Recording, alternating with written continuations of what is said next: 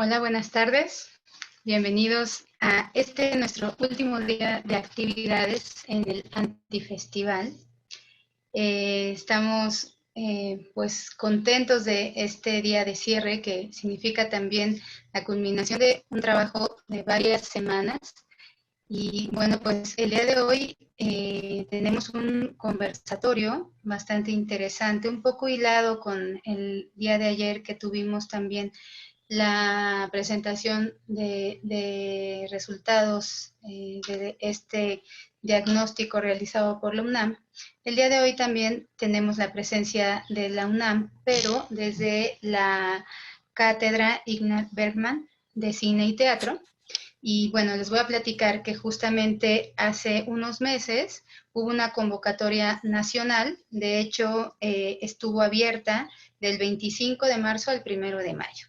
Entonces hubo una convocatoria nacional y bueno, aquí nos van a ir platicando justamente de qué fue, cuáles fueron los resultados de esta convocatoria, es decir, todo este proceso de selección, todo lo que se encontró entre los participantes. ¿Por qué? Porque bueno, la convocatoria radicó en, se llamó la necesidad de una pausa, y entonces se convocó a que participaran por medio de ensayos sobre el estado actual de las artes escénicas y la música en México. Entonces, bueno, pues todas las reflexiones y las participaciones que existieron al respecto, pues interesante lo que... Me debes 100. Me sacó de cuadro. Los quienes estuvieron dictaminando estos trabajos pudieron encontrar en ellos.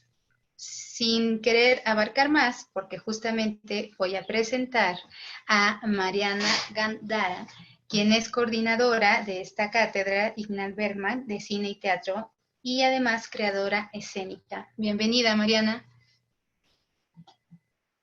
Muchas gracias, Tere. Muchísimas gracias, primero que nada, al Antifestival. Muchísimas gracias a los 37 espacios alrededor de la República que lo están haciendo posible.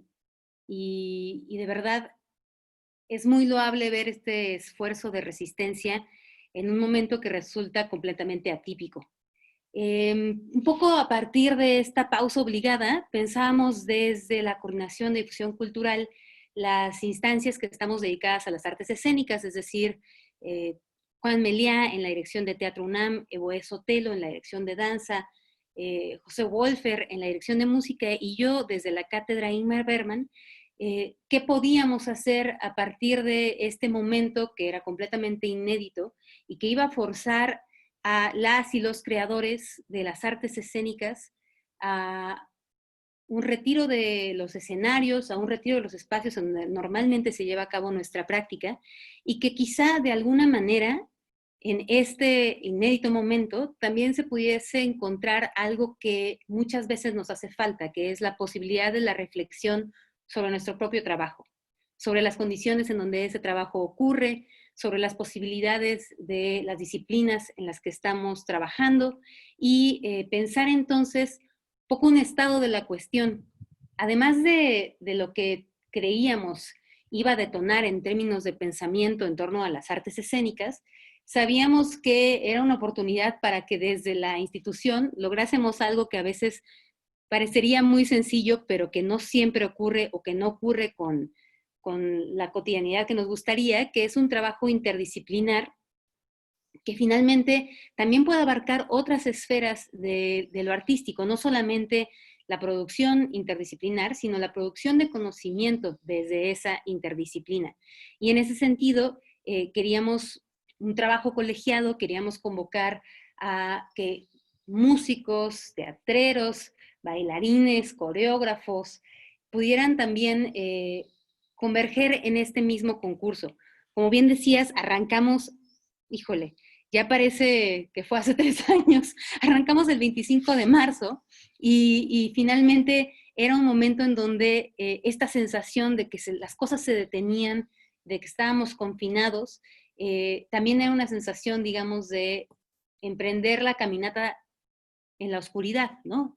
Empezar a aprender cómo caminar en la incertidumbre. Y creo que lo que estos ensayos intentan es, por un lado, analizar en dónde nos encontramos y por otro, hacia dónde es que podemos ir. Y para eso pensábamos también que necesitábamos contar con un jurado multidisciplinar en donde hubiera miradas de distintas aristas de lo escénico y que también nos ayudaran entonces a determinar quiénes iban a ser los ganadores de este concurso, la necesidad de una pausa. Entonces, me da muchísimo gusto que el día de hoy estén aquí conmigo los 3 jurados que hicieron parte de este proyecto.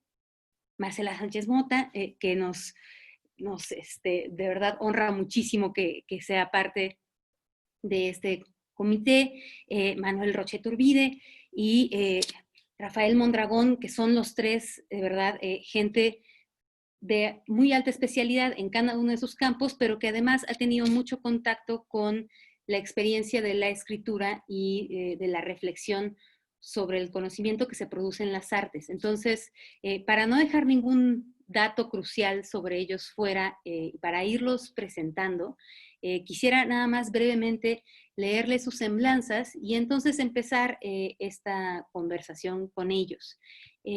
Marcela Sánchez Mota es socióloga por la UNAM, es coautora y codirectora escénica de Foco al Aire Producciones, que es uno de los grupos más interesantes que tiene la danza de este país. Con piezas como Idea de una Pasión, Los de Ultramar, La Audición Salón Continental, Es Medianoche para Delfos, Danza Contemporánea, Mar Dulce Sin Escena y Sonidera Los Demás, El Gran Baile. Imparte el taller laboratorio de máscara corporal y movimiento desde 1985 hasta la fecha.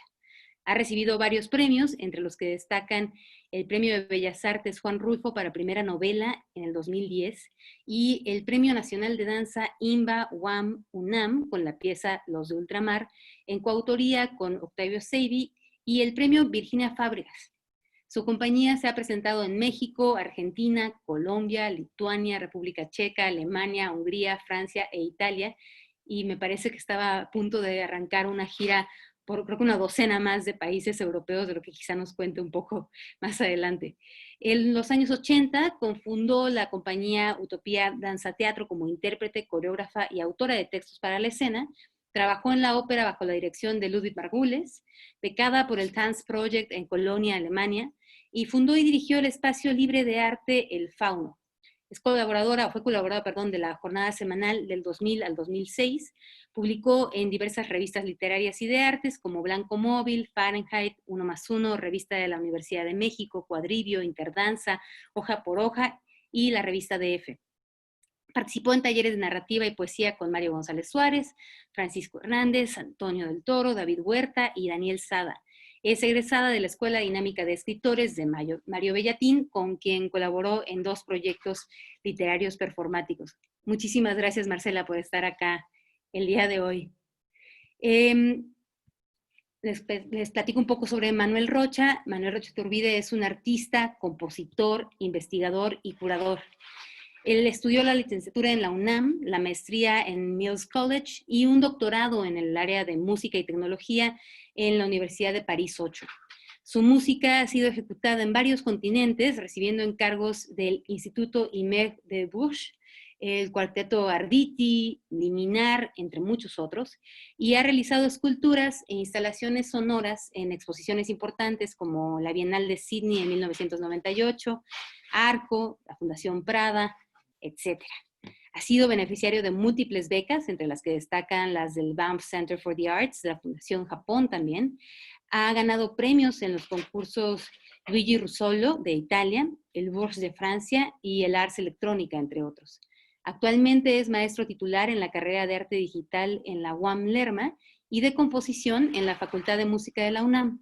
Es miembro del Sistema Nacional de Creadores de México. Y pueden encontrar mucho más sobre el trabajo de Manuel en la página web artesonoro.net. Muchísimas gracias, Manuel, por estar acá con nosotros esta tarde. Gracias. Y por último, les presento a Rafael Mondragón. Rafael es doctor en letras con estudios postdoctorales por la Universidad Nacional Autónoma de México, en cuya Facultad de Filosofía y Letras es profesor. Pertenece al Sistema Nacional de Investigadores, el nivel 1, Es investigador del Seminario de Hermenéutica del Instituto de Investigaciones Filológicas y colaborador regular en círculos de lectura, talleres de educación popular y experiencias de trabajo cultural comunitario. Coordina el seminario Las ciudades invisibles, la literatura como refugio en contextos de violencia, que reúne a defensores de derechos humanos, investigadores y creadores dedicados a la sistematización de experiencias de acción cultural en el contexto de violencia que vive nuestro país. Es autor de los libros Un arte radical de la lectura, Constelaciones de la filología latinoamericana, La escuela como espacio de utopía, algunas propuestas de la tradición anarquista, y Filosofía y narración, escolio a 3 textos del exilio argentino de Francisco Bilbao. Es parte del equipo coordinador de la historia de las literaturas en México. Actualmente está esta publicación en curso y junto a Yana Haddati y Norma Lojero coordinó el volumen 4 de dicha publicación. La revolución intelectual de la Revolución Mexicana es este volumen. Y junto a Álvaro García San Martín coordina el proyecto de edición crítica de obras completas de Francisco Bilbao en 9 volúmenes, del cual ya ha aparecido uno. Junto a María del Rayo Ramírez Fierro y Freja Cervantes, coordinó la edición facsimilar documentada y anotada de Sociedades Americanas en 1828 de Simón Rodríguez, 6 volúmenes, también una edición de la UAM. Y en 2018, cosa que no nos sorprende a nadie que hayamos escuchado su pensamiento, recibió el reconocimiento Distinción Universidad Nacional para Jóvenes Académicos en el área de la docencia en humanidades. Entonces, Rafael, muchísimas gracias por estar acá esta tarde. Gracias. Yo quería un poco, para empezar a hablar de lo que implicó el trabajo de ser jurados de este concurso, el no dejar pasar que finalmente es esta situación atípica la que hace posible que se lleve a cabo esta producción de conocimiento sobre las artes, pero que finalmente es una situación atípica que nos implica a todos. Entonces, un poco quisiera empezar preguntándoles a cada uno, ¿cómo están? ¿Cómo los ha afectado a cada uno la pandemia? ¿De qué manera han habitado esta pausa?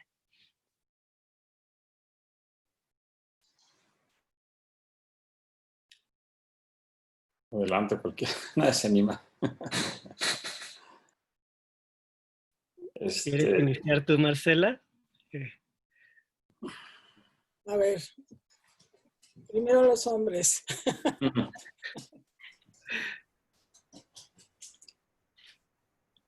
Bueno, en mi caso, muy breve, es simplemente difícil ser creativo, mientras otras personas tal vez ha sido muy fácil y hasta idóneo para crear. Más tiempo, mucho más tiempo, ¿no? Yo no tengo que ir hasta Lerma para dar clases. Además de que la UAM se pasmó, es decir, no era huelga como hace un año, pero se pasmó, no sabían burocráticamente qué hacer. La UNAM creo que es un poquito más ágil o más atrevida tal vez. Entonces, no volvieron a haber clases hasta la segunda semana de mayo, ¿no? Para ver cómo se iban a dar, con qué métodos, a distancia, etcétera, ¿no? Y primero, pues una buena vacación de un mes, que a veces se lo merece uno, pero después, no cómo haces para crear, cuando lo más importante está pasando allá afuera.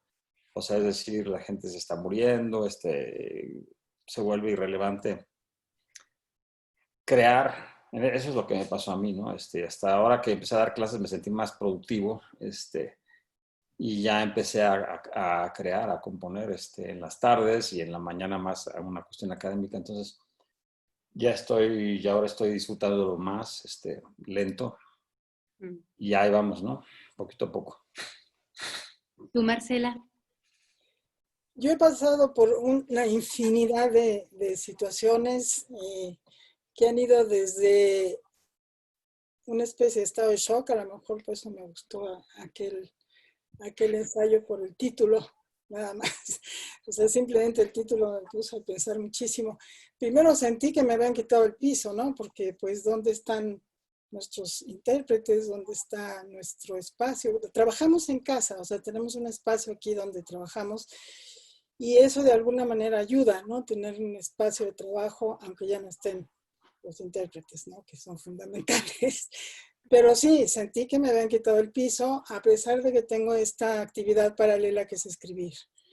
Entonces, ¿qué hice? Bueno, pues sí, fue refugiarme mucho en la escritura, que le había quitado, que le ha quitado mucho tiempo, la escena le ha quitado mucho tiempo a mi escritura, porque son dos actividades muy demandantes ambas. Entonces, obviamente quería hacer mucho más de lo que he hecho, porque esta pandemia te lleva a tener que solucionar muchas cosas que antes tenía solucionadas, ¿no?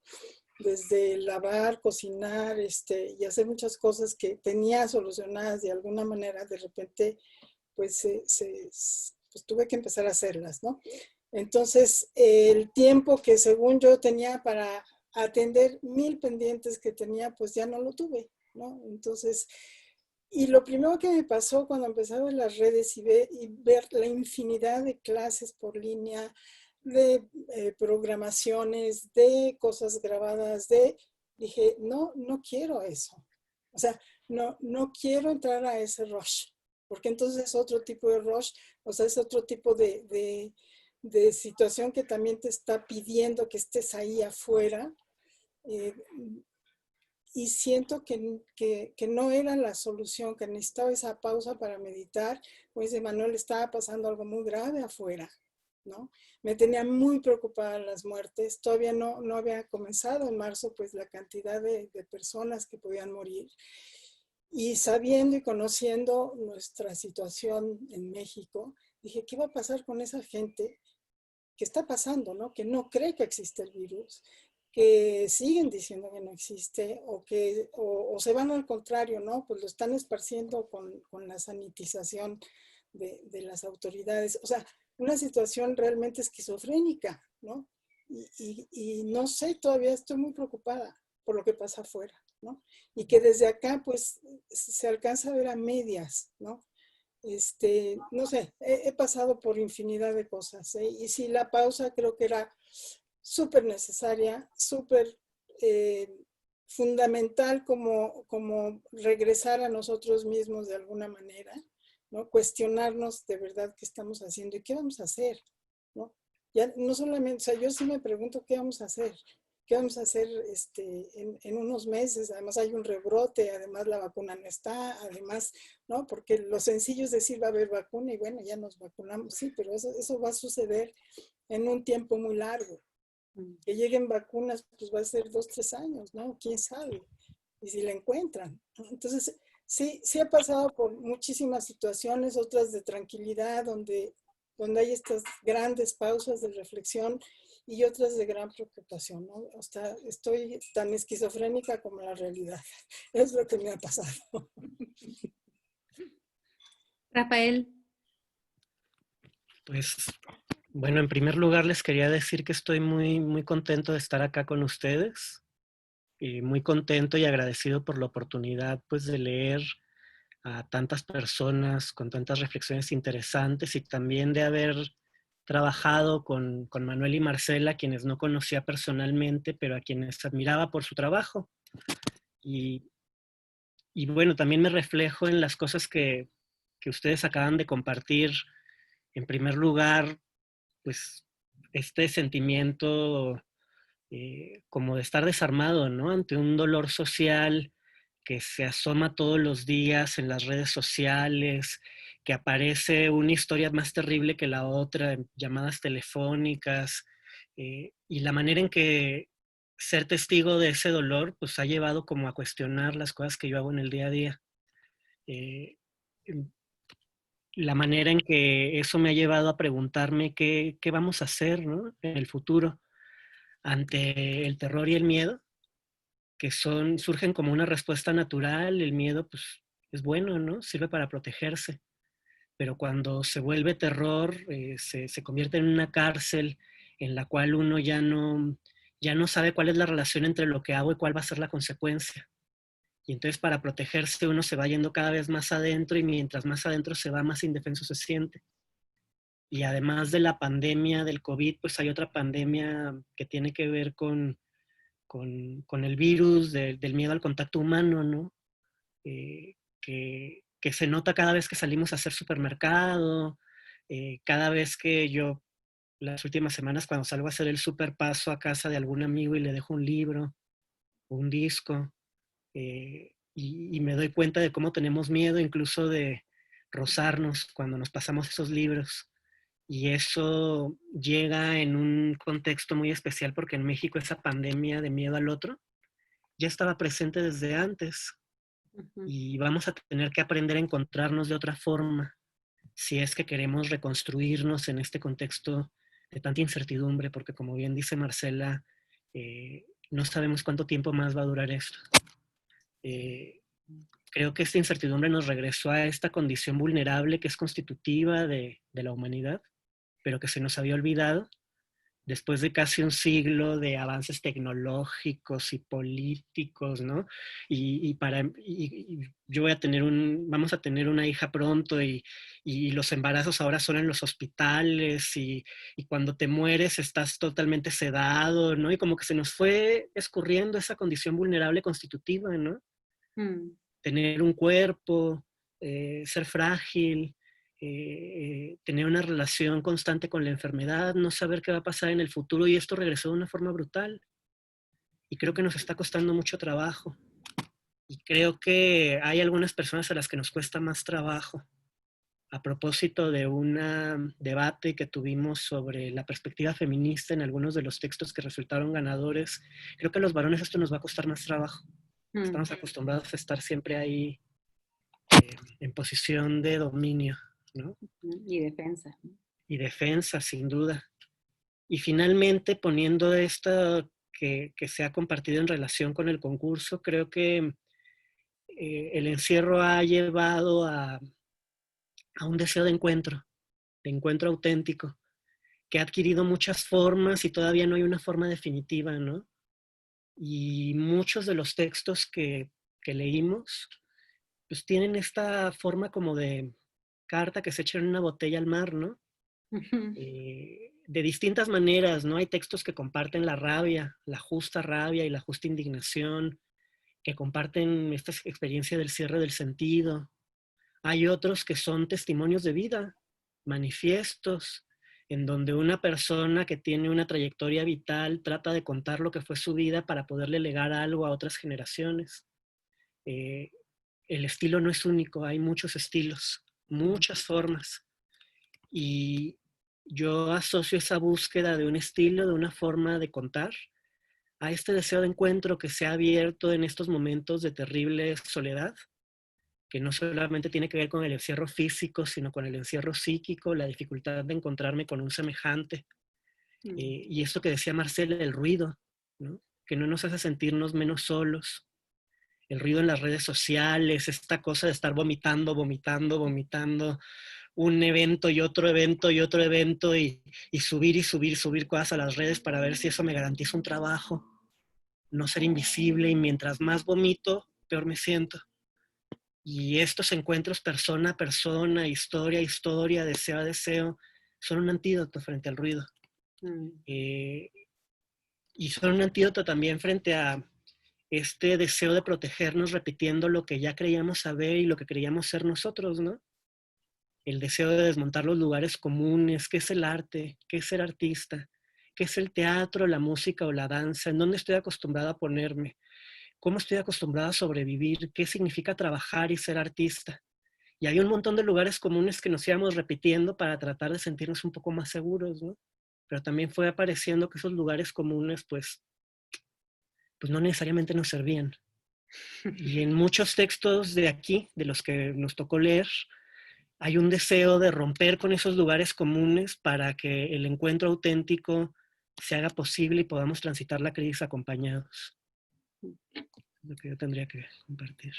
Me llama muchísimo la atención esto que dices sobre cómo quizá lo inédito es el regreso a la fragilidad, ¿no? Y el volver a estar en contacto con esa vulnerabilidad que, a fin de cuentas, digo, lo único que todos los que estamos vivos tenemos seguro es que algún día moriremos, pues.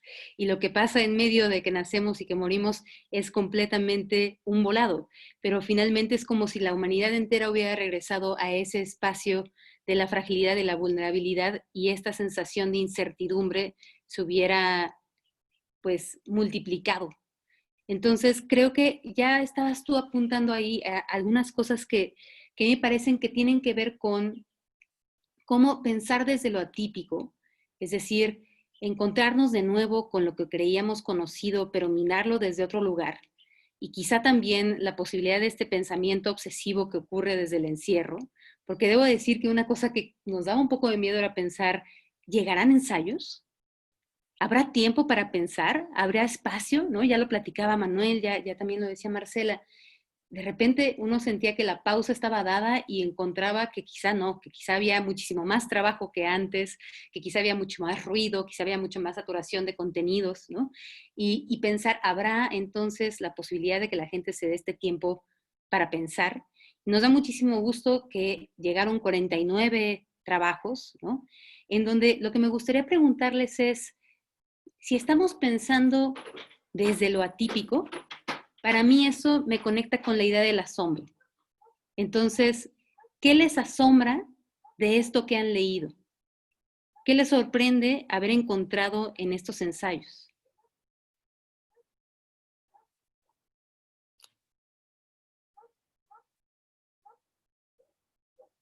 Marcela, Manuel. A mí que, antes que el asombro, pues descubrir un mundo de opiniones, de experiencias de vida, más que nada, ¿no? Experiencias de vida, de gremios con los que he trabajado, porque, bueno, música, pues, es el mío, pero muy poquito con la danza, que me encanta, es una de mis frustraciones históricas.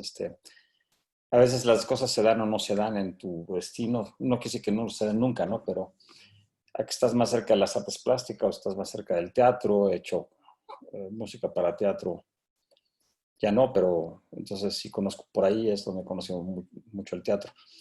Pero a la hora de ver estas experiencias, de leerlos, eh, y luego de todas las cosas tan sofisticadas que pueden existir alrededor de estas artes escénicas. Es decir, yo creo que, no sé si todos eran creadores, tal vez algunos eran nada más investigadores, no sé.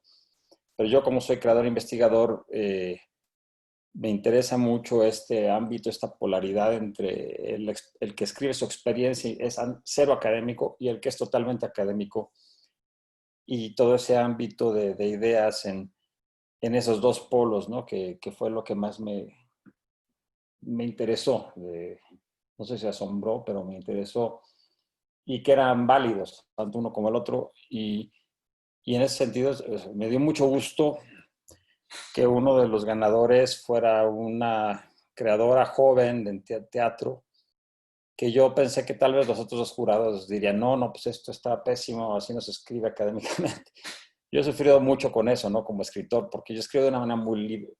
Ahora antes de esta reunión, estaba corrigiendo un texto que me arbitraron sobre música y arte conceptuales, artes no conceptuales. Y la gente académica es muy estricta, todo tiene que estar en una rama perfecta, y luego me ponen en rojo así varios párrafos diciendo que no aporta nada, y me dan ganas de mentarle la madre a la persona que me corrigió. Perdón, pero o sea, chinga tu madre, o sea, tú qué sabes si es pertinente o no es pertinente, o que no aportó nada. Entonces, pues al final, ese fue uno de los ensayos ganadores, con una libertad total, es más como un acto creativo el mismo ensayo. Y luego el otro puesto también, cosas muy interesantes y muy académicas, ¿no? Entonces, creo que mi asombro es ahí, estar entre estas experiencias de vida, desde un lado más teórico, reflexivo, o desde un lado más personal, de vivencia personal.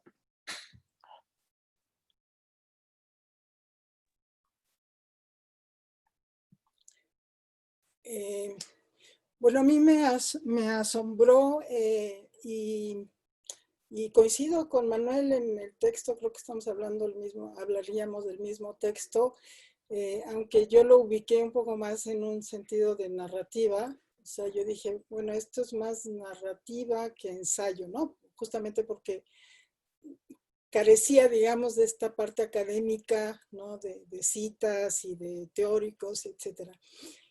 Y me atrajo muchísimo porque si bien, como lo he dicho varias veces, vengo de la teoría, ya leí a todos los teóricos posibles, a todos los semánticos, ya, o sea, fueron más de, o sea, soy socióloga, pues, ¿no? Entonces, bueno, me tocó aventarme a todos. Y entonces, cuando paralelamente empiezo a entrar a la parte artística, que es, digo, desde muy niña empecé con la danza, y siempre lo tuve ahí, además estudié piano, además había ahí una cosa muy fuerte con el arte en general.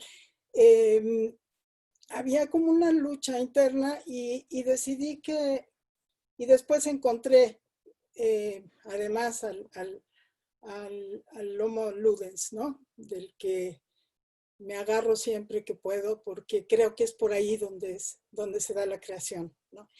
Y que obviamente la teoría, el análisis, todos estos semióticos, etcétera, ayudan mucho a entender lo que estamos haciendo.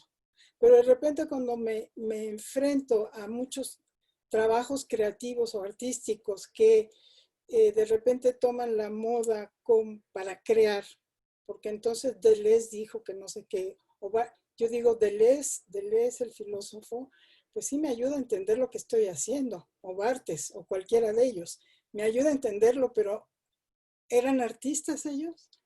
Es mi primera pregunta. Entonces, es esta necesidad de que el creador se coloque en esta situación mucho más de lo lúdico, del juego, etcétera, creo que es importantísima, ¿no? Claro, estábamos ahorita ante trabajos que tenían la tarea de ser académicos, ¿no? Entonces, sí me colocó este trabajo de esta chica, me colocó en esa situación de decir, sí me interesan los trabajos académicos, pero también quiero esta parte sensorial, perceptiva, artística, creativa, que puede tener un texto académico. Entonces me fui por seleccionar este tipo de textos, ¿no? Esto fue mi criterio principal. Los textos muy académicos de repente me generaban como un poco de aburrimiento, voy a decirlo así, y me gustó el ejercicio. O sea, para mí fue riquísimo leer. De verdad, los trabajos son de un esfuerzo gigantesco de parte de todos, ¿no? Obviamente unos más, otros menos, etcétera. Pero creo que había una cosa en todos ellos, como un hilo conductor inclusive de señalar las crisis, ¿no? O sea, esta situación inclusive de los más académicos, en que hay una preocupación por la situación de las artes escénicas en México, muy fuerte, ¿no? Donde estamos además en una especie de círculo vicioso. ¿Por qué? Porque exigimos que las instituciones den más, pero las instituciones están amarradas realmente de las manos para poder programar a los muchísimos que somos, ¿no? Entonces sí, es muy complicado salir de ese círculo vicioso, ¿no? Yo veo a los chicos intérpretes dedicados, y aquí viene lo de la periferia, del ensayo que habla de la periferia, pues tienen que vivir dando masajes, o sea, porque la compañía con todo y que tenga México en escena recientemente, con todo y que ganamos proyectos aquí y allá y nos vamos a Europa, etcétera, no alcanza, somos muchos. O sea, la compañía es una empresa que somos a veces. Ahorita somos 12, 13, pero hay veces que somos 15 porque necesitas al productor y al iluminador y al no sé qué, y todos requieren un pago, ¿no? Entonces no alcanza. Y si a eso le agregas que las funciones no están tan bien pagadas, es un círculo vicioso. Entonces los chicos, en vez de estarse preparando en una serie de cosas que es súper necesario que se preparen, porque además la escena expandida requiere que usen la voz, que sepan mucho más de interpretación actoral, etcétera, etcétera, pues están dedicados a ganarse la vida. ¿En qué? Dando masajes, dando clases aquí y allá, que el baby no sé qué, que el no sé cuánto, el ballet acá, y no se preparan más de lo que deberían estarse ya preparando. No pueden. Nosotros les damos todo lo que podemos, nosotros los formamos en muchas áreas, pero realmente es complicado. Rafael. Sí, a mí ese texto me gustó mucho, me pareció un texto doloroso, pero también un texto que da muchas claves, más allá de los lugares comunes que hemos construido en nuestras quejas, en redes sociales y en otros lugares. Me pareció muy iluminador de lo que significa ser artista en un país diverso culturalmente, pero desigual desde el punto de vista social, como México, ¿no? Y me pareció un texto además muy bello porque partiendo de esto, de la situación de que el dinero no alcanza para todos y también de la decisión que mucha gente tiene de, bueno, entonces no voy a correr detrás de la zanahoria de la próxima beca, sino que voy a construir un espacio de libertad. Como que es un texto que puede ayudar a construir una discusión sobre por qué el arte vale la pena. Y creo que eso no nada más pasa en este texto, pasa en muchos otros textos que también me parecen valiosos. Por ejemplo, hay uno que, a ver cómo se... tiene el título ¿Y por qué no se le envía a un teatro para salvarle la vida? Que parte de una concepción estética que no es necesariamente la concepción de las obras que a mí más me gustan, pero construye una reflexión fundacional, ¿no? Que me pareció de una enorme belleza y de una enorme fuerza poética sobre en qué medida el teatro puede servir para alimentar la vida. Eh, y hay varios textos que circulan por allí a través de poéticas muy diversas, algunas que tienen más que ver con la escena expandida y el teatro experimental, otras que tienen más que ver con propuestas más tradicionales, podríamos decir. Pero esa pregunta de fondo permite ir más allá de la discusión de la poética e ir hacia la discusión de los fundamentos. Y otra cosa que me asombró mucho tiene que ver con el tono testimonial de algunos otros textos, ¿no? Aparecen muchos de ellos que eh, para enfrentar la crisis hay que darle densidad histórica y para eso hay que contar cómo llegamos acá, construir una forma de contar la historia que es también contar mi historia. Hubo un par de textos que no pudimos seleccionar porque eran tan autobiográficos que rompían el acuerdo de confidencialidad y uno decía, pues ya sé quién es, ¿no? Pero dentro de algunos otros que optan por este camino, hay un texto de danza que va por ahí, algunos de teatro que van por allí, eh, hay una puesta en escena de la historia con mayúsculas que es muy bella. Es muy bella y ahí lo que se nota es el deseo de transmisión y el deseo de encuentro. Yo creo que la realidad de la violencia, que en México lleva demasiado tiempo y que ha adquirido muchas formas, eh, ha llevado a cada generación a vivir encerrada en sí misma como dentro de un gueto, ¿no? Y los jóvenes, como decía Pasolini, ¿no? Los jóvenes infelices que denuncian las distintas violencias han terminado por encerrarse en sus propios círculos, porque desconfían de aquellos que dejaron el mundo hecho un desastre en el momento de heredarlos. Y está bien, es cierto. Es un país hecho un desastre, ¿no? Pero tenemos que reconstruir esos puentes porque la tarea de transformar este país no va a acabar en una generación. Es una tarea transgeneracional y no es nada más una cuestión de este país. Y en ese contexto el deseo de contar una historia me pareció que era como un deseo también de construir un puente. Y es al mismo tiempo una historia del país, una historia del arte y una historia biográfica. Eso me pareció muy bonito. Y finalmente, pues de acuerdo con lo que dice Marcela, lo lúdico. Y con lo que ha dicho también Manuel, ¿no? En un contexto de enfrentamiento entre el mundo académico y el mundo de la creación, que es típico de nuestro país y que ha hecho mucho daño, y que en el mundo de la creación a veces se justifica con discursos muy de poeta romántico del siglo XIX y el genio, pero también es resultado de una violencia por parte del mundo universitario que es real, porque los universitarios, la mayor parte de las veces, hay excepciones muy notables, hemos tenido una posición muy colonial hacia el mundo de la creación. y regañamos a la gente, no reconocemos que hay otro tipo de saberes y por lo tanto otra forma de escribir, que la práctica tiene un saber. Entonces, pues claro que muchos artistas van a estar asustados y enojados y no van a querer escribir. Y hay un montón de defensas hechas que dificultan escribir. Y yo creo que muchos textos intentaron romper esas defensas para decir cosas que valgan la pena. Y ojalá eso se repita y cada vez más escriban. Me parece que empiezan a salir por ahí algunos temas que creo que tocaremos un poco más adelante sobre esta tensión entre la academia y la escritura de experiencial, la escritura de lo anecdótico, ¿no? Este ensayo del yo, en donde tiene mucho que ver con esto que ya nombraba Rafael, con quién entra y quién decide qué discurso es válido y cómo quizá también estos ejercicios que propone el concurso y los textos que de él se derivan son maneras de hackear la academia, de empezar a proponer que estos otros discursos también son válidos y pertinentes y que son otras maneras de relatar también lo que le sucede a una escena que quizá ha empezado a generar esas distancias. Antes de que podamos entrar más de lleno a este tema, quisiera recordar que estamos recibiendo sus preguntas y sus comentarios para que también formen parte de la conversación. Los pueden hacer directamente aquí en el chat del Zoom o en el Facebook Live y Teresa se encargará de hacérnoslos llegar, hablando también de a quién pertenece la conversación. Creo que es bueno recordar que este es un diálogo entre todos.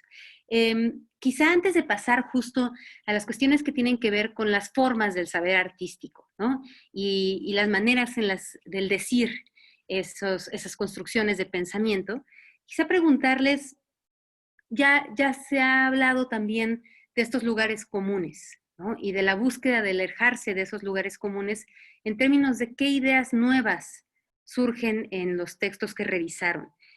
Ayer hablábamos de esas ideas que invitan a pensar.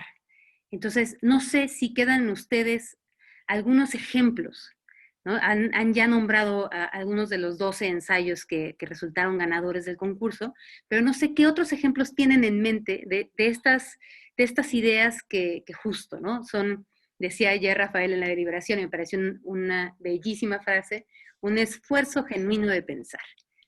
¿Cuáles tendrían en mente? Yo tengo, bueno, a mí me interesó, ya lo mencionaban por ahí, la necesidad de la transdisciplina, de la intermedia. Dick Higgins usó ese término en los 60s sin querer hacer un nuevo campo de arte, que sería imposible. Algo que se encuentra entre una cosa y otra cosa, es decir, una poesía visual concreta que es como una flecha hecha con eses y la L es la parte esta de la flecha, pues es una linda obra estética gráfica, pero también es una poesía. Entonces, ¿qué es poesía o es obra visual? Y estos campos intermedios entre nuestras artes, que siempre ha sido difícil salirse de la especialización e intentar hacer un teatro que ya no sepamos si es música o si es teatro. Pienso en el grupo SAG, que era el paralelo de Fluxus en España, con ZJ, y hay una obra de Walter Marchetti, que era un italiano que terminó viviendo en España, en donde todo el guión es más lo que él se siente en el piano y voltea a ver al público y mueve cosas, y la música pues realmente no existe, pero está haciendo un concierto, ¿no? Este tipo de experiencias, y sí había algunos ensayos, uno de música que ganó, que hablaba de la necesidad de nuevas plataformas, maneras de mostrar lo que se hace en la música, tratando de salirse, que escapar de estas plataformas tan tradicionales, en donde es increíble que al día de hoy todavía nos sentamos de un lado del escenario y los músicos de otro. ¿Por qué no están los músicos alrededor de nosotros o nosotros alrededor de ellos? En fin, siempre es esta cosa tan... Y bueno, el teatro pues es exactamente lo mismo. Por eso hay que sentarse casi siempre de un lado del escenario, ¿no? No siempre, hay obras o teatros raros que tienen, donde todo sucede en medio, o podría suceder en distintos lugares, te toca más cerca un actor que otro, en fin. Con la danza lo mismo, en romper estas barreras, y entonces en ese sentido ver que varios de los escritos hablaban de esta importancia, que al mismo tiempo es estar cerca de los demás, de salirnos de nuestro gremio, de nuestra especialización, no estar ahí enajenados. Ahora, no eran tantos estos ensayos, ¿no? Pero hubieron unos pocos que me dieron esta como alegría de, pues de saber que sí todavía existe esta idea en donde necesitamos estar más cerca y aprender de los demás, ¿no? Entonces, bueno, eso a mí me dio gusto encontrarme uno que otro ensayo que iba en esta dirección.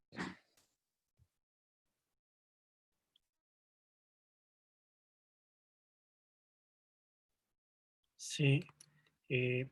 A mí algunas cosas, ideas que me invitaron a pensar y también gestos de los textos que me invitaron. Por ejemplo, en un texto que se llama Un huracán es un caleidoscopio del hombre en tiempo, reflexiones en torno a los días con los que nos ha correspondido dialogar, pues la experiencia del Caribe, ¿no? La experiencia histórica del Caribe y de América Latina como una experiencia que interpela al arte y que permite pensar problemas pues, del día a día como el racismo, la pluralidad de culturas, la colonialidad. eh, Otro texto que es más académico de todos, ¿no? Y que se llama Infraestructura Teatral y Desigualdad Social, la necesidad de fomentar el teatro en comunidades pobres y marginadas del país. Pues eh, a lo mejor no es un texto que esté que tenga una escritura tan fluida, y eso pues es algo en lo que tenemos que trabajar todos los que venimos del mundo universitario, pero ofrece algo que me parece importantísimo para cuando lo lean otros artistas. Cómo se trabaja con cifras para ir más allá de la sensación que tengo de que hay algo que funciona mal y poder mostrar que eso efectivamente es real. Y eso hace muchísima falta ahorita que, digamos, llevamos ya un buen rato, meses, peleándonos con el Estado porque la infraestructura, los apoyos son cada vez más difíciles de reivindicar y no sabemos muy bien cómo hacerlo. Pues este texto da un montón de ideas. ¿Cómo se construye una base de datos? ¿Cuáles son los instrumentos jurídicos? ¿Cuáles son los acuerdos y convenios? ¿En dónde puedo encontrar los datos que me digan si es cierto o no esa sensación que tengo, por ejemplo, de que la cultura en México es chilangocéntrica? Pues ahí hay una manera, ¿no? Hay un camino que puede ser muy útil. Y hay varios otros que desde distintas perspectivas están pensando en el tema de cómo se fundó una comunidad. Sea porque hacen un análisis de las formas de streaming y de arte en tiempos de confinamiento, sea porque están pensando por los nuevos escenarios y escenarios expandidos que más allá del espacio confinado pueden ser espacios de acontecimiento artístico, o sea porque están preguntándose por cómo recuperar la relación con el público, que es un tema que aparece una y otra vez en los ensayos que ganaron y también en los que no. Eh, y claro, ahí el tema no es nada más la creación de nuevos públicos, que es el tema eterno de un arte encerrado en sí mismo, como bien decía Marcela, que es el arte mexicano. Tiene que ver con la recuperación de lo comunitario, porque si no, no será posible salvar el arte, si el arte no le importa a nadie, ¿no? Eh, y ese tema también me convocó, me interpeló.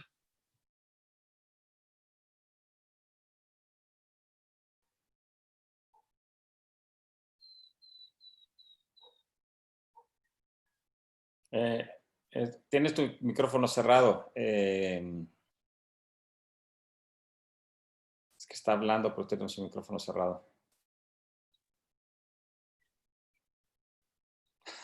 Algo pasa con el micrófono de Marcela, que está haciendo esfuerzos para quitar el mute. No sé si... Bueno, lo que quita el mute, bueno, el sentido, la necesidad de criticar el sentido crítico de la mayoría de los ensayos, de que pues desgraciadamente dependemos del Estado, el logro filantrópico famoso de paz, y pues necesitas seres menos, bueno, un poeta puede estar independiente, aunque son los que más lloran cuando les quitan el Fonca, porque son los más pobres. Pero puedes escribir poesía. En cambio, la danza no se puede producir sin dinero. Tal vez sí se puede, pero ¿de qué comen los que van a hacer danza, no? O el teatro igual. Todo este problema es muy interesante leerlo, verlo, en los escritos de todos estas personas, creadores y académicos. Yo pienso que eran más creadores, aunque fueran académicos, estoy seguro que también eran creadores. Y, y cuestionarnos cómo hacemos para no depender del Estado, haciendo cosas con menos dinero, cosas que yo creo que faltan en México, que somos muy dependientes y a veces un poco conservadores en general, y hacer obras en tu casa, en distintos cuartos, etcétera. Y sí, habían varios, bastantes, y una crítica dura al Estado, ¿no? Pero también algunas con propuestas, otras casi no tenían propuestas, y nada más era criticar de una manera enojada, ¿no? Pero da un panorama muy claro de lo que pasa en México, ¿no? Con las artes escénicas. Para mí eso fue muy enriquecedor, o sea, darme cuenta de qué es lo que piensan los creadores, de nuestra situación, de nuestros problemas para producir y claro, también para estar cerca del público. A mí no me preocupa tanto es que no estamos cerca del público. O sea, tú tienes que hacer lo que tienes que hacer, estés o no estés cerca del público, es lo que te toca hacer. Pero sí te tienes que preocupar en cómo hacérselo llegar al público, ¿no? Si no te dan el dinero, pues lo haces de otra manera, o lo haces en Zoom, o en fin. Y eso sí es importante. Entonces, eso fue muy interesante. Marcela, estamos intentando ver si desde los anfitriones de la reunión de Zoom pueden activar tu micrófono. No sabemos qué sea lo que haya sucedido. Creo que tienes que darles autorización de hacerlo, porque no nos queremos quedar sin tu voz, Marcela. Entonces, igual, Del si lado de quieres, abajo a la izquierda, tal vez no se ha fijado que tiene el micrófono y que lo tiene que desmutear. Del lado de abajo de la pantalla negra a la izquierda. por alguna razón no está funcionando. Igual si Siempre, quieres por chat mandarnos un mensajito sobre lo que está ocurriendo, que es un momento de tensión dramática dentro del conversatorio muy interesante, para ver cómo podemos resolverlo. el silencio obligado sería el nombre del ensayo. El silencio obligado. Sí, yo digo que pronto tenemos que hacer algún proyecto creativo que se llama Perdón, tenía mi micrófono apagado, ¿no? Porque ya es el nuevo clásico. Ya, Parece que ya se logró. ya, sí, Buenísimo. sí, sí, sí. Ok, a ver si. Bueno, pero ya me oyen, ¿verdad? Sí, te oímos perfecto. Sí. Bueno, yo coincido con ambos en que ya han dicho, no quisiera repetir de nuevo este encuentro de los ensayos. A mí me sorprendió mucho el cuestionamiento de muchos ensayos. O sea, esta necesidad de cuestionar qué está pasando con un montón de cosas, con la creación, con la interdisciplina, con los presupuestos, con el público. O sea, creo que mucho de lo valioso de estos ensayos era cuestionar. Creo que todavía no tenemos muchas soluciones, aunque como bien dice Rafael, yo no lo habría visto así, esta cuestión de lo comunitario y demás como una forma de salida, ¿no? Que no sé si inconscientemente o de qué manera, yo no sé si llamarle comunitario o no, pero en el caso del trabajo que hacemos un poco al aire, sí hacemos esto de que el público para nosotros es parte fundamental de la pieza, ¿no? O sea, no solo es romper la barrera o la cuarta pared, no, es mucho más que eso. O sea, ellos son parte fundamental de las obras. Si no, no están terminadas. Y desde que empieza necesitamos eso. O sea, los intérpretes son provocadores realmente de que ese público que está ahí se involucre y esté con nosotros, pues, ¿no? Si eso es lo comunitario, bueno, de alguna manera es así, ¿no? Y hablando de la interdisciplina, creo que es fundamental la interdisciplina. O sea, creo que entre más herramientas tengamos, no solamente de trabajar con otras disciplinas y otros especialistas, sino nosotros mismos como creadores, ¿sí? Si yo me he dedicado a la danza, bueno, abrir mi campo visual hacia las artes visuales, hacia la teoría del arte contemporáneo, hacia los filósofos, hacia, o sea, buscar todas las herramientas posibles de creación. Creo que eso es fundamental ahorita, en estos tiempos, ¿no? O sea, un artista, un creador que no sabe de cine o que no lee o que me parece así un terrible pecado, ¿no? Creo que tenemos que estar alimentándonos de todo lo posible y cada obra te va a pedir que tomes herramientas de 1000 lugares, ¿no? Y creo que en estos ensayos hay ese cuestionamiento, ¿no? Porque además estamos en una época en que estamos invadidos de imágenes, invadidos de información, invadidos, ya Baudrillard hablaba, ¿no? De la obesidad del mundo, ¿no? Como un mundo que nos da tanto que de repente nos perdemos, ¿no? Nos quedamos con los excesos y a veces hay que decidir también con qué nos quedamos, qué tomamos, pero siempre tener la posibilidad de tomar lo que se necesita. Y ahí es donde se amplifica y la interdisciplina es fundamental, ¿sí? Si necesito música nueva, si necesito al cine, si necesito imágenes visuales, instalación, performático, lo que sea necesario para crear algo que provoque un suceso escénico, en nuestro caso, para mí es fundamental, ¿no? Y creo que muchos ensayos están cuestionando esta parte. Quizá no dan soluciones, no es fácil, ¿no? Pero este cuestionamiento de por dónde me parece importantísimo. Eso sería lo que diría. Muchísimas gracias, Marcela. Qué bueno que podemos escucharte. Quisiera retomar un poco esto que ya hablábamos sobre las formas del saber artístico, ¿no? Y cómo de repente estas formas del saber artístico se encuentran en tensión con las formas de la academia, donde de entrada, durante muchísimo tiempo, los conocimientos producto del arte se han pensado quizá supeditados a los conocimientos producto de las artes, de las ciencias exactas, por ejemplo, ¿no? En donde ha costado mucho trabajo y creo que es una batalla en la que aún nos encontramos y desde, por ejemplo, la Cátedra Berman, seguimos luchando por generar espacios en donde haya un reconocimiento a esos saberes del artístico. Entonces, pensando en estas formas y en esta tensión, quisiera leerles un comentario de Miguel Ángel Quemain que nos mandó por el chat que dice: el antiacademicismo de nuestros artistas es un síntoma y es explicable en muchas personas que nunca escribieron una tesis y odiaron a sus profesores de materias teóricas, aunque a lo largo de su vida se la pasan diciendo que leyeron a todos los teóricos y claro, nunca entendieron la idea de que Santo Tomás influyó notoriamente a Aristóteles y hemos sido nosotros la mayor influencia para Shakespeare. Insisto, es un síntoma que explica en parte por qué los críticos son linchados y etiquetados como artistas frustrados.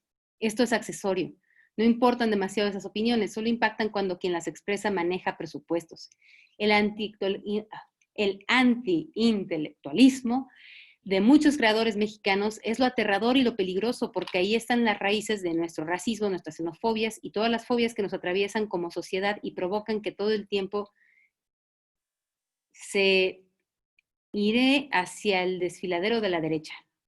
Un poco tomando el comentario de Miguel Ángel, ¿qué opinan sobre este antiacademicismo y cómo encuentran en los ensayos si se aborda? Y también quizá pensar qué estrategias tendríamos para combatirlo, ¿no? Para quizá trabajar desde otros lugares en esta tensión con la academia.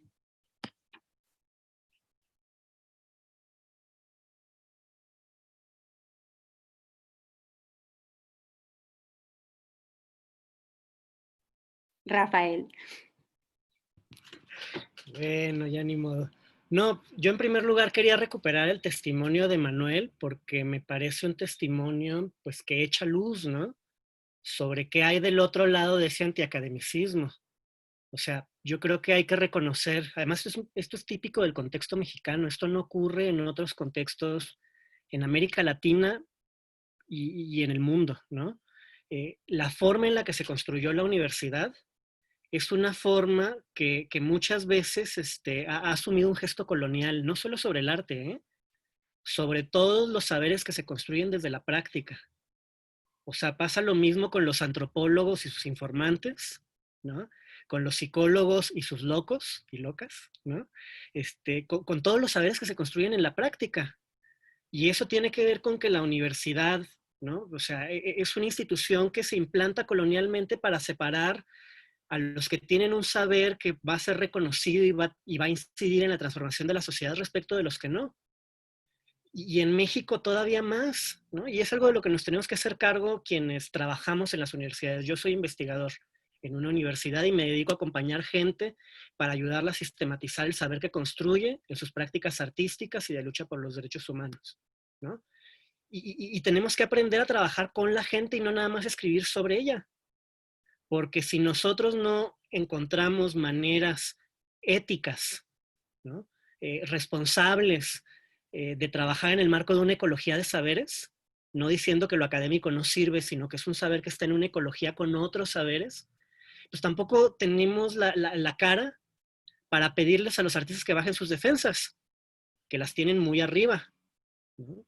Porque también la manera en que se construyó el campo de las artes en México históricamente explica cómo ese antiacademicismo se convirtió en un discurso que servía para explicar por qué lo mío es especial y único y debería recibir dinero, a diferencia de los otros lugares que ya tienen dinero, ¿no? Y ha sido un discurso dominante en los espacios de formación, además, en las escuelas, en los talleres literarios, o sea, los espacios formales y los no formales.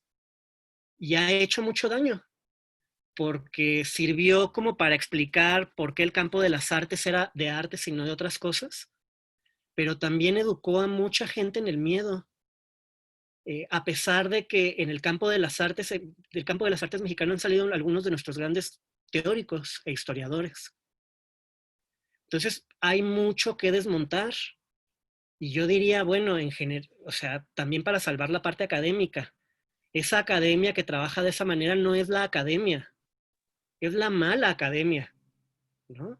Es la academia que monologa, es la academia que asume una visión única rectora de lo que es el saber, es la academia que no cuestiona su lugar, no solo en relación con las artes, en relación con la diversidad que es México, ¿no? Y también hay que defender que se puede hacer academia de otra forma y se ha hecho de otra forma, porque este problema es un problema que viene de muy atrás. Y nuestros grandes teóricos de la música no necesariamente tenían un título, igual que nuestros grandes filólogos y teóricos de la literatura no necesariamente tenían un título universitario. Y hay que defender eso porque los espacios académicos son espacios que han sido construidos por luchas sociales y que le costaron a la gente sangre. Y son de todos, y a pesar de ser rudos y feos, y que se tienen que criticar, también tienen una parte que es muy noble. Permiten que mucha gente que no tendría oportunidades para formarse en otro tipo de espacios que son más elitistas, acceda a cosas que le pertenecen. Entonces, yo creo que hay que transformar esos espacios y no nada más criticarles a los artistas su antiacademicismo porque responde a cosas que son reales. Y yo creo que también hay que explicar con mucha claridad una y otra vez que la crítica no es un parásito de la creación, sino que forma parte de lo que cualquier creador hace cuando piensa. Un teórico uruguayo extraordinario, Ángel Rama, que no es tan conocido en México, pero que o sea, también hay que conocer a nuestros clásicos en la teoría, ¿no? Y en la crítica. hablando de la literatura, decía que la crítica terminaba de completar la literatura. Y Marcela ya lo dijo de otra forma, y Manuel también ya lo dijo de otra forma, una idea parecida. Que la crítica ayuda a discutir, a hacer más claro qué estamos tratando de hacer cuando hacemos lo que hacemos. Y eso ayuda a salir de los dogmatismos, ¿no? De las actitudes defensivas, del enclaustramiento en los guetos, y a construir lenguajes comunes que vayan más allá de la defensa, iba a decir de mi gremio, pero a veces es la defensa como de mi tribu, ¿no? Porque vivimos en un contexto precario y el dinero no alcanza para todos, y entonces hay que darle un codazo al vecino para que me toque un poquito más. Y eso termina construyendo, ya decía Manuel, estéticas que pueden ser muy conservadoras, ¿no? Entonces yo creo que la crítica es fundamental si queremos crear de mejor manera y si queremos responder desde la creación de mejor forma a los problemas que este país tiene.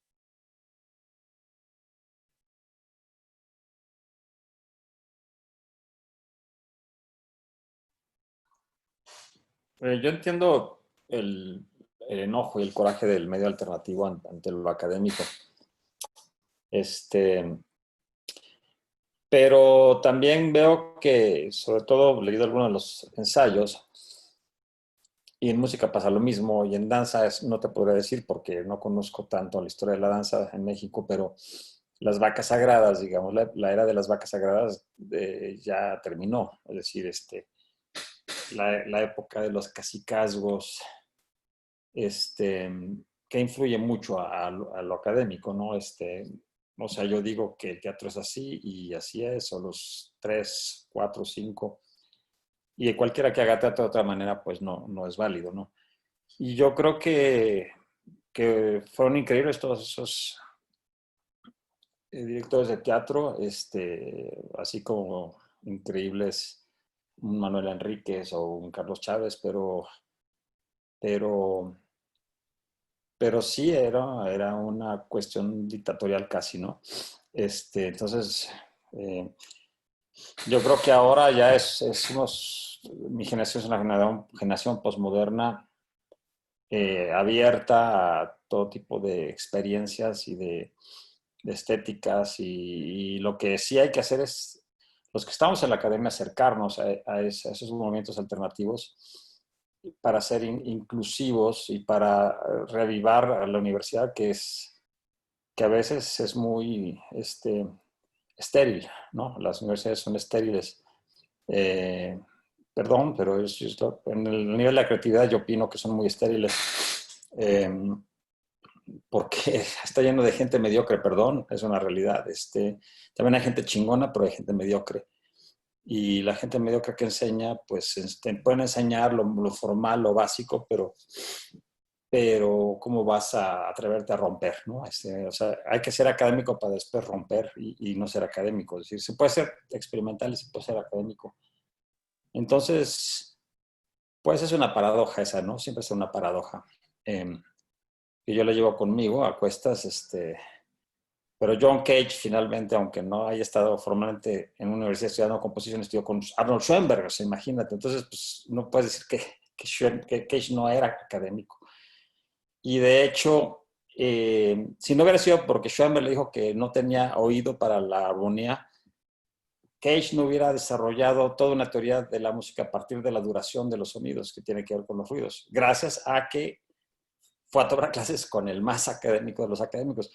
Entonces, bueno, ahí hay una prueba de que lo académico sirve para irte a lo más experimental y a tratar de fundar tu nueva música. O Pierre Schaeffer, la música concreta, hizo toda una teoría súper sofisticada para justificar una música nueva hecha con ruidos grabados, ¿no? Entonces, yo creo que es muy interesante ese tema de la academia versus la creatividad experimental, la vida libre, y ahí hay que ver cómo hacer para conjuntar ambas y acercarnos a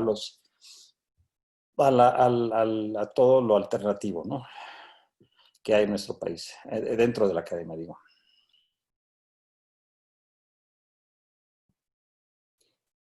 Pues, bueno, Rafael y Manuel ya dijeron muchísimo, con lo que coincido, pero ampliamente. Voy a agregar algo que para mí es muy importante con respecto al academicismo, ¿no? Yo voy a pelear toda mi vida aunque no me quede ya mucha, por la libertad de conocimiento y de pensamiento. Y ahí lo aplico en la creatividad y lo voy a aplicar en la academia y lo voy a aplicar. Yo fui crítica de danza, ¿no?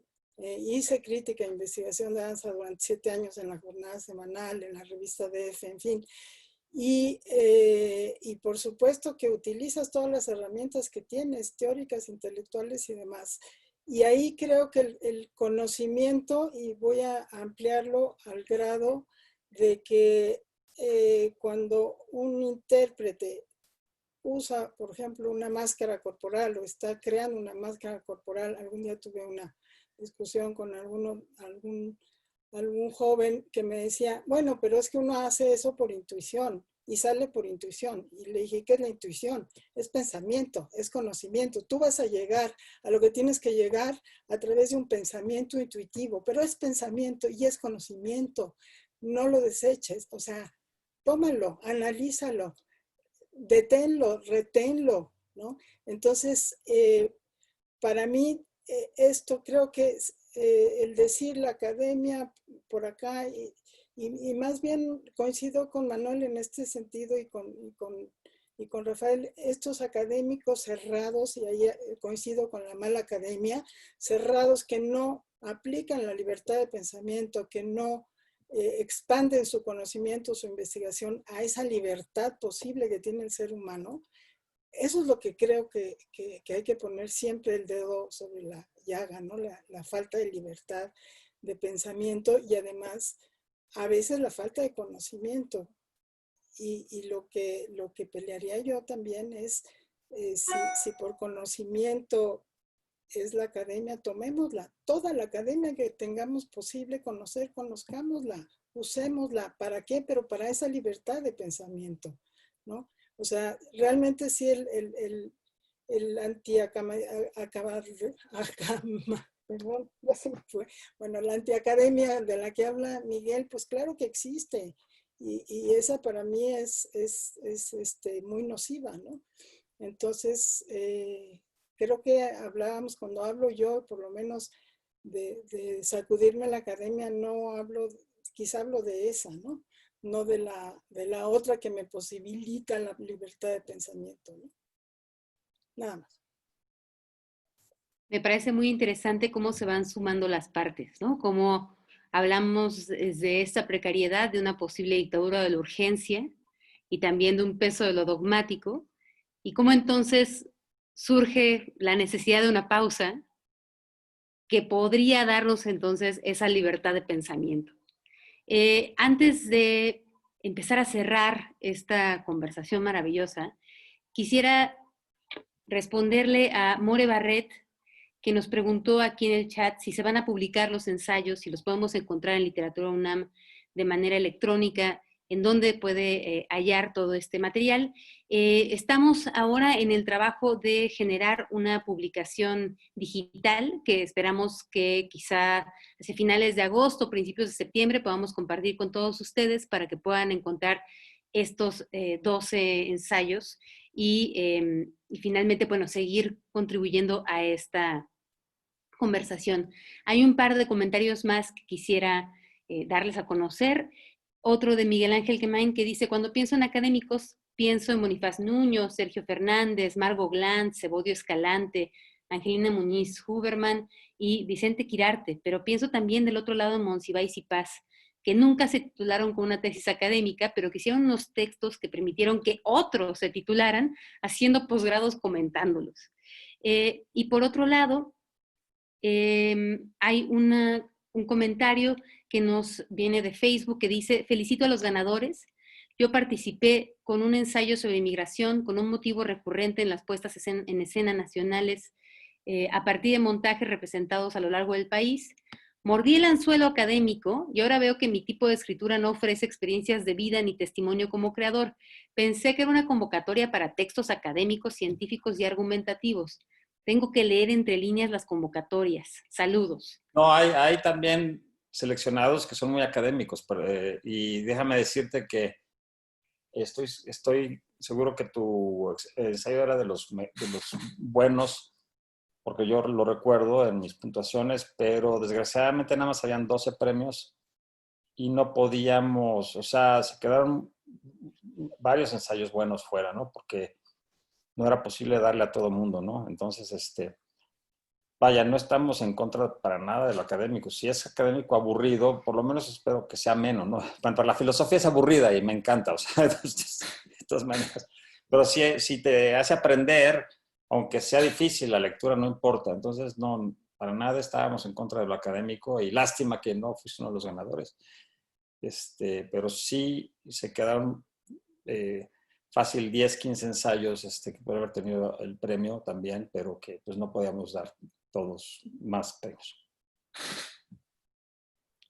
Sí, fue un proceso de deliberación muy intenso. Había una gran calidad también y mucha diversidad, sobre todo en los materiales, que finalmente, lo que ya dice Manuel, solo había 12 posibles ganadores, pero en ese sentido me da mucho gusto dar una primicia, que es que justo en el reconocimiento de este ejercicio y en el valor que tiene el haber llevado a cabo este concurso y lo que el concurso nos revela, queremos desde Teatro UNAM, Danza UNAM, Música UNAM y la Cátedra Ingmar Bergman en Cine y Teatro, el proponer que este concurso sea un concurso anual y que de esta manera cada año podamos tener una mirada al estatus de la cuestión en las artes escénicas. Entonces, quizás si este no ha sido el año, espero que pueda ser el próximo y que de esa manera haya muchas más miradas que nos permitan entender en dónde estamos parados y paradas y hacia dónde queremos ir. Yo nada más para cerrar esta conversación, de la cual le agradezco muchísimo a nuestros jurados que se hayan permitido el tiempo de participar, quisiera hacerles una última pregunta y tiene que ver justo con miras a la edición del siguiente año. Creo que toda etapa de crisis lo único que augura es un tiempo de cambios y en ese sentido también creo que permite el pensamiento utópico. Entonces, ¿qué le desean a la siguiente edición de La necesidad de una pausa? ¿Qué le desean a una siguiente edición de este concurso de ensayos?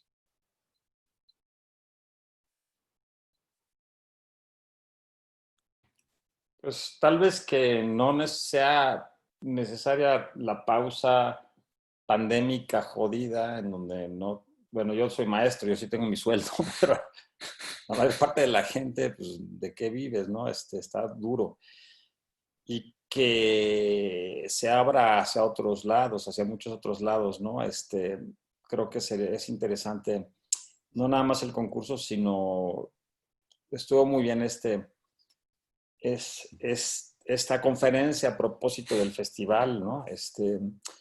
Es una primera inicio de interactuar entre nosotros, personas de 3 gremios distintos, y eso me parece muy interesante, ¿no? Expanderlo más allá de la investigación a otro tipo de foros que se pueden crear de creación interdisciplinaria, ¿no? De las artes escénicas. Entonces, pues sí, adelante. Y por cierto, también recomendaría que no necesariamente nada más los ganadores del premio, que sería como la nominación honorífica, se pudieran publicar más ensayos. Es decir, yo sugeriría que Mariana les diga bueno, yo igual les escribo también, pero que los ensayos que eran interesantes, pero que no pudieron ganar porque no había más premios, también podrían ser publicados los que consideramos que tienen un nivel suficiente, que se pueden corregir algunas cosas, etcétera. Y yo creo que valdría la pena porque ya hicieron el esfuerzo, ¿no? Entonces, valió la pena. Sí, yo coincido con Manuel también en esta ampliación de que se publicaran muchos más ensayos. Creo que había muchos más ensayos posibles de publicación. Y bueno, con lo que yo me quedo en esto es este diálogo que se da entre distintos gremios, que es tan importante que se siga dando. Creo que yo diría que no solo sea cada año, que ojalá hubiera diálogos mucho más frecuentes de comunicación y de intercambio de conocimientos, inclusive Rafael, como investigador que eres y demás, hijo, a mí me encantaría invitarlo con nosotros, pues, para que Sí. Y que se diga vengan todos cosas. los creadores al instituto. Me encantaría, de verdad. Y Manuel, tú como creador, conocer tu trabajo más de cerca y ver cómo podemos seguir trabajando entre estas colaboraciones, no solo intelectuales o académicas o de conocimiento, sino de práctica escénica, ¿no? Creo que sería muy rico que esto se siga dando, es muy importante. De repente la gente de danza está muy ensimismada en sus cosas, por supuesto eso es un trabajo, en el caso de nosotros es terrible cómo estamos metidos aquí, por eso la pandemia no nos afecta tanto, porque estamos aquí 16 horas, a veces 24 horas, haciendo lo que hacemos y no hay chance de estas colaboraciones, de este intercambio, de estos diálogos que son riquísimos. A mí haber leído este mes y medio que me tocó leer, creo que son cerca de 1000 cuartillas, bueno, yo me voy a robar todos los ensayos, por supuesto, con permiso de la cátedra Berman, no es cierto. Pero me parecen increíble todo lo que me aportaron, ¿no? De alguna u otra manera, unos más, otros menos, no importa, ¿no? Pero es un conocimiento vastísimo de muchísima gente que estuvo ahí participando, ¿no? Y lo que pediría es que se siga y que haya más, ¿no? O sea, ojalá haya presupuesto para más, ¿no? Nada más. Sí, completamente de acuerdo con lo que dice Marcela. ¿Qué deseo? Deseo que crezcan los espacios de discusión entre diferentes, que nos permitan ir más allá pues, de las certezas tristes que ya tenemos. Deseo que el concurso se vuelva un concurso regular. Deseo que del concurso nazcan otras iniciativas. O sea, no sé si tengo permitido hablar de los textos que no ganaron, creo que no. Pero bueno, ya se mencionó el texto de migración, que como bien dijo Manuel, es un gran ejemplo de un texto que si bien no fue premiado, podría haberlo sido porque además abre un tema que es importantísimo. Y yo me imagino, pucha, así utópicamente, que la cátedra tuviera un blog, que hubiera una revista, que hubiera espacios de encuentro cara a cara, que esta dinámica pudiera llevar a encuentros que tienen que ver con los espacios universitarios, con los espacios de investigación, con la dinámica de las facultades, de las prepas, pero también de los espacios teatrales, de los recintos, con los grupos, porque lo que hace falta es discusión de verdad, ¿no? Discusión de nivel, discusión que no nada más le hable a quienes ya saben lo que van a escuchar y que no nada más repita lo que cada quien está acostumbrado a decir. O sea, hacen falta encuentros, porque si no, cualquier otra cosa que llegue al país y que nos ponga en peligro, pues va a ser algo que muy difícilmente vamos a poder enfrentar, ¿no? Pues porque no somos una comunidad, somos un montón de gente sola, cada quien buscando su interés. Y nos tenemos que aprender a tejer de otra forma. Y quiero decir que en ese contexto lo que está haciendo esta cátedra es ejemplar para lo que las universidades pueden hacer y para lo que otras partes de la universidad pueden hacer. O sea, que interpela. Y ojalá las demás facultades, los demás espacios académicos del país, y no nada más de la Ciudad de México, recojan la interpelación y hagan también su parte, ¿no? Eso. Pues quiero, primero que nada, agradecerles muchísimo a ustedes por el tiempo, por el esfuerzo, por compartir con nosotros todas estas ideas y todo lo que el concurso ha provocado. Decir que gracias a Juan Melía, que es un gran instigador, tenemos la posibilidad de tener este tipo de iniciativas y que gracias también a que Boé Sotelo y José Wolfer son magníficos cómplices, logramos llevar a cabo este proyecto. Me sigo con los agradecimientos porque creo que estaría muy mal no reconocer que tenemos este espacio gracias al Antifestival, al esfuerzo de esta Asociación de Teatros Independientes y a los 37 lugares que representan como un esfuerzo también de resistencia, y darles un par de buenas noticias. La primera es que este blog del cual hablaba Rafael, estamos ahora en un proceso de actualización de la página de la Cátedra Berman, y tendrá justo un espacio para este tipo de propuestas que se llamará Pensando Juntos, porque creemos fielmente en que en eso se basa la práctica de la cátedra, en ser un ágora, en ser un laboratorio de pensamiento, y que sin duda el pensar juntos es una de las mejores maneras que tenemos para transformar esta realidad en la que vivimos. Muchísimas gracias por haber participado de esta conversación, a todos los que estuvieron aquí en el Zoom y quienes nos vieron desde el Facebook Live. Por favor, sigan al pendiente de esta publicación, que les digo, la segunda muy buena noticia es que muy pronto estará disponible. Quizá algo que es lindo de los tiempos digitales extraños en los que vivimos es que tendrá una salida a público mucho más rápida de lo que podría tenerla si fuese en papel. Entonces, al regreso de estas vacaciones probablemente ya la tengamos lista. Muchas gracias a todos los que hicieron posible esta conversación, a toda la gente del soporte técnico detrás de este Zoom. Nada, sigue el Antifestival, estén al pendiente de la función de hoy, de la Pretty Woman de César Enríquez. Aquí seguimos. Muchísimas gracias por participar. Hasta luego, gracias a todos. No, gracias.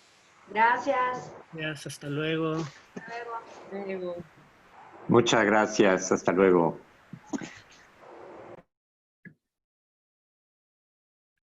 Oh, Raquel.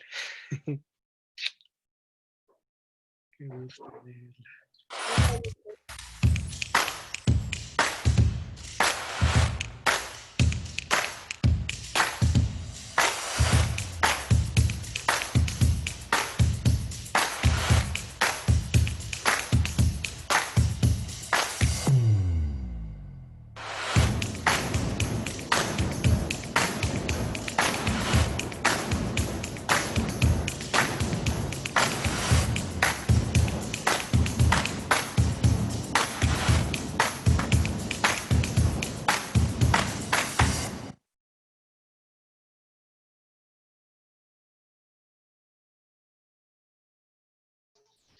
Gracias, Mariana. Gracias a ustedes. Muchísimas gracias. Súper bueno. Muy interesante. Bueno. Pues hoy terminamos. Sí, qué esfuerzo tremendo. Felicidades, Ahí te Teresa. invitamos a darte una vueltecita, si quieres, al ratito. Sí, aparte, tremenda obra. O sea, es una muy buena manera de cerrar. Sí, vamos a tener fiesta al final. Eso. Bueno, Muchas gracias. Pues mucho gusto. Cuídate. Gracias, Mariana. Hasta luego. Hasta luego.